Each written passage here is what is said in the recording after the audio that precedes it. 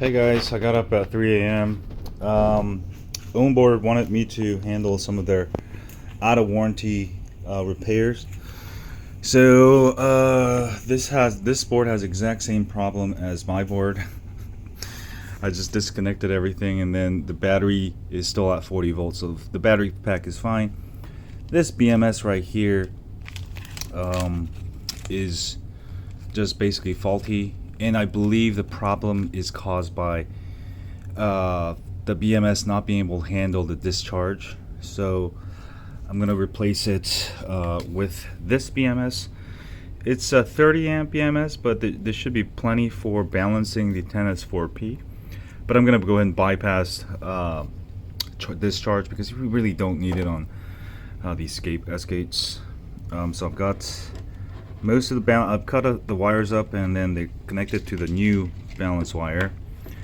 And I just gotta pry this out. There's so much silicone on the Ownboard BMS, so it's just there's a lot of it's just trying to take the silicone out.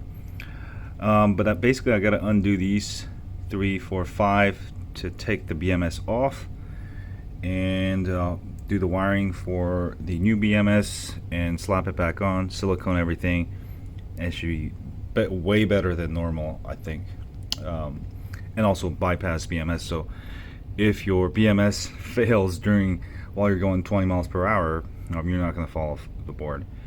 But yeah, this is going to be my first repair for the Ownboard.